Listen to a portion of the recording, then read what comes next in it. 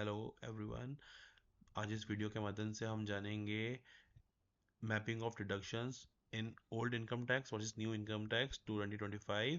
सो हमने यहाँ पे कंप्रिहेंसिव मैपिंग करी है, क्या किसको कौन कौन सी अप्लाई होगी, क्या लिमिट्स रहेंगी और कौन कौन से एलिजिबल एसएससीज रहेंगे। तो फर्स्ट हमारी जो है डिडक्शन फ्रेमवर्क, जो कि पहले 80A के अंदर कवर्ड होती थी, अब न्यू सेक्शन 122 के अंदर कवर्ड है, जिसकी लिमिट है up to the gross total of income, जो कि सब एसएससी के लिए सेम है।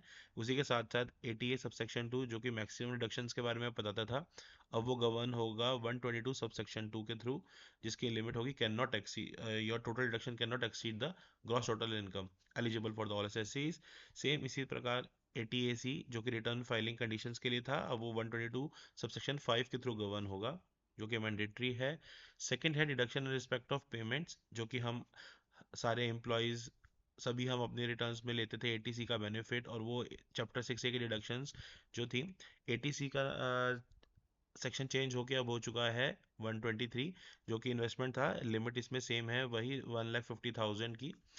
और सेकंड था हमारा 80CCD2 जो कि एम्प्लॉयर एनपीएस के बारे में बताता था, अब वो गवर्न होगा सेक्शन 194 सब सेक्शन 1 के थ्रू। 10% and 14% for the government employees and eligible assessees will be the individual only. NPS contribution जो हम सेल्फ खुद से अपने आप पे करते थे, 50,000 की लिमिट थी, अमाउंट अभी भी सेम है, eligible to all assessees. Now the new section will be the section 124 sub section 3। So overall capping अभी भी 2 लाख की है, पहले 80 CCE से गवर्न था, अब सेक्शन 124 सब सेक्शन 5 से गवर्न होगा। स्पेशल स्कीम जो कि अग्निपथ स्कीम के लिए है, हमारे वीरों के लिए, उसमें अब 100% कॉन्ट्रीब्यूशन था, अभी भी वही सेम है, लेकिन अब इसके लिए न्यू सेक्शन अलग से है, section 125। Health and medical benefits के लिए यूजुअली अपने लोग अपनी आईटीआर में लेते थे 80D के बेनिफिट्स, उसमें पहले था 80D, अब उसको यहाँ पे पार्ट्स में डिवाइड कर दिया गया है। न्यू सेक्शन है 126, जो कि है अगर आप 60 साल से कम है तो 25,000 तक की मैक्सिमम कैप है, और अगर आपको या आपको पेरेंट्स को मिलाएंगे अगर, और वो 60 ईयर्स अबव क्रॉस कर जाते हैं सीनियर सिटीजन की क्राइटेरिया में, तो 50,000 हर कोई ले सकता है उसमें।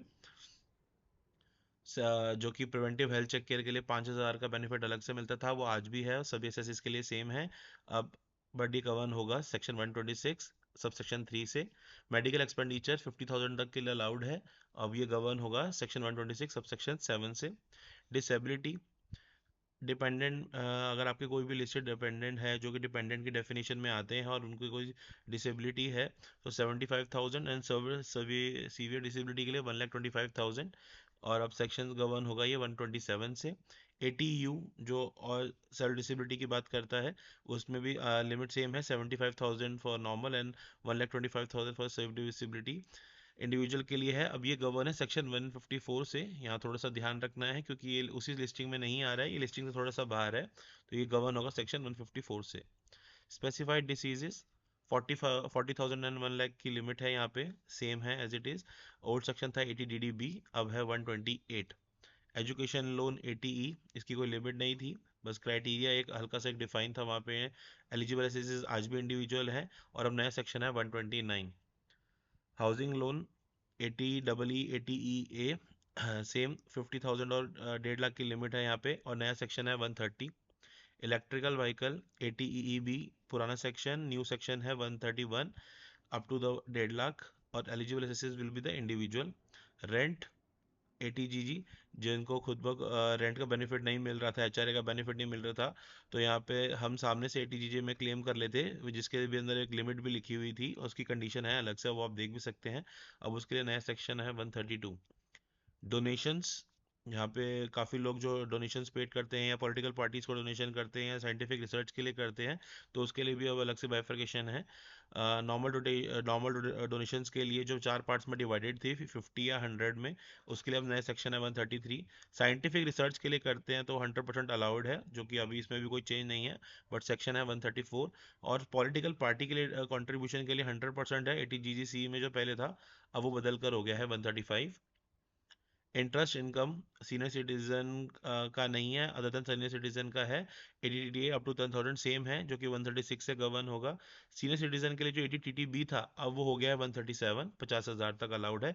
और इंडिविजुअल के अंदर इसमें जो अमाउंट था वो एफडी का अमाउंट भी इंक्लूडेड था, 80TTA में खाली नॉर्मल अमाउंट इंक्लूडेड था, इसमें एफडी प्लस सेविंग दोनों का इंक्लूडेड है। रॉयल्टी 80 QQB जो कि ऑथर्स के लिए था, वहाँ पे 3 लाख तक की लिमिट थी, और अब वो गवर्न होगा 138 से। RRB जो कि पेटेंट रॉयल्टी के लिए था, 3 लाख की लिमिट सेम, अब गवर्न होगा 139 से।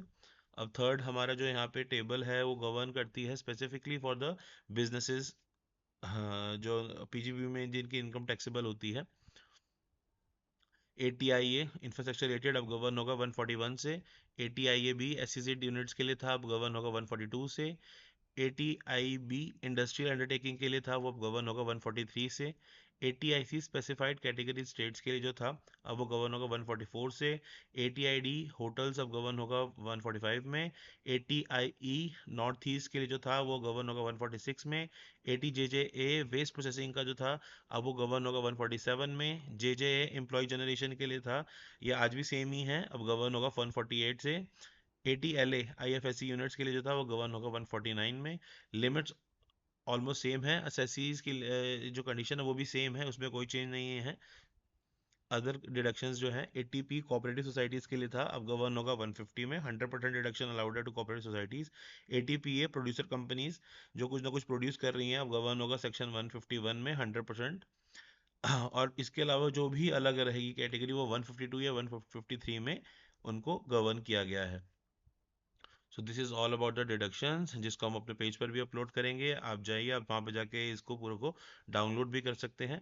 साथ ही साथ हमको HRA रिगार्डिंग भी कुछ काफ़ी सारे बदलाव आए हैं, जिससे ओल्ड स्कीम की तरफ भी प्रभाव पड़ रहा है। अभी ऐसे देखा जा रहा था कि न्यू स्कीम के बाय डिफ़ॉल्ट होने से सबको न्यू स्कीम बेनिफिशियल लग रही थी, लेकिन इस साल सरकार ने काफ़ी सारे चेंजेस लाई है, जिससे हो सकता है कि आपका सैलरी स्ट्रक्चर में फ़र्क आएगा। टैक्सीबिलिटी पे शायद ना भी आए, लेकिन सैलरी स्ट्रक्चर पर फ़र्क आने से हो सकता है टैक्सीबिलिटी कम हो जाए। तो आपके लिए old scheme versus new scheme का कंपैरिजन भी बहुत ज़रूरी है। तो आइए उनके चेंजेस को भी एक बार नज़र मार लेते हैं उन पे भी। तो HRA में ओल्ड रूल 50% सैलरी था, 4 मेट्रो सिटीज़ कवर्ड थी, दिल्ली, मुंबई, कोलकाता, चेन्नई। अब उसके अंदर 8 सिटीज़ आ गई हैं, 4 पहली वाली सेम रहेंगी, और अब 4 ऐड हुई हैं, Bengaluru, Hyderabad, Pune, Ahmedabad. Children education allowance जो कि 100 पर मंथ पर चाइल्ड अलाउड था, वो बढ़ा के 3000 पर मंथ पर चाइल्ड कर दिया है। ये अप टू 2 चिल्ड्रंस अलाउड है, तो इससे आपकी सेविंग्स बढ़ जाती है यहाँ पे। हॉस्टल एक्सपेंडिचर अलाउंस जो कि 300 पर मंथ पर चाइल्ड था, वो बढ़ा के 9000 पर मंथ पर चाइल्ड कर दिया है, इसमें भी बहुत बड़ी वृद्धि हुई है। इंटरेस्ट फ्री लोन जो कि पहले 20,000 की लिमिट थी, उसको बढ़ा के 2 लाख की लिमिट कर दी है, इसमें काफ़ी 1,80,000 का डायरेक्ट बेनिफिट पहुंचा है यहाँ पे। मील और फूड कूपन्स जिसमें यानी कि जो आपका फूड अलाउंस होता है, जिसमें आपका 50 पर मील अलाउड होता है, अब उसको बढ़ा के 200 पर मील कर दिया है। गिफ्ट्स और फेस्टिवल वाउचर जो कि 5,000 तक के ही देखे जाते थे, अब उसकी लिमिट बढ़ा के 50,000 पर ईयर की कर दी गई है। ट्रांसपोर्ट अलाउंस जो कि 70% कैप थे, लेकिन लिमिट थी 10,000 की, तो उतना ही मिल पाता था, अब उसको बढ़ा के कैपिंग वही रखी गई है, लेकिन 25,000 तक की लिमिट अलाउ कर दी है। मोटर कार जिनको भी ऑफिस से एक्स्ट्रा पर्क्स मिलते हैं, जहाँ पे उसमें उनको ध्यान रखना है कि लेस देन और equal to 1.6 litre of engine, 1600 CC से की गाड़ी है, तो उसमें है 1800 प्लस 900, और न्यू रूल के हिसाब से उसको बढ़ा के 5,000 प्लस 3,000 कर दिया है। और 1600 सीसी से कम की गाड़ी है तो 2400 प्लस 900 था पहले, अब उसको बढ़ा के 7,000 प्लस 3,000 कर दिया है। ड्राइवर परक्यूसिट जो कि पहले 900 पर मंथ अलाउड थे, अब उसको बढ़ा के 3,000 कर दिया है। तो ये चेंजेस हमको ERP में, टैली में, जहाँ पे भी आपका बिजनेस अकाउंटिंग सिस्टम होगा उसमें चेंज करने पड़ेंगे, और उसी हिसाब से कैलकुलेशन, एम्प्लॉय कैलकुलेशन शीट में भी इसका प्रभाव आएगा।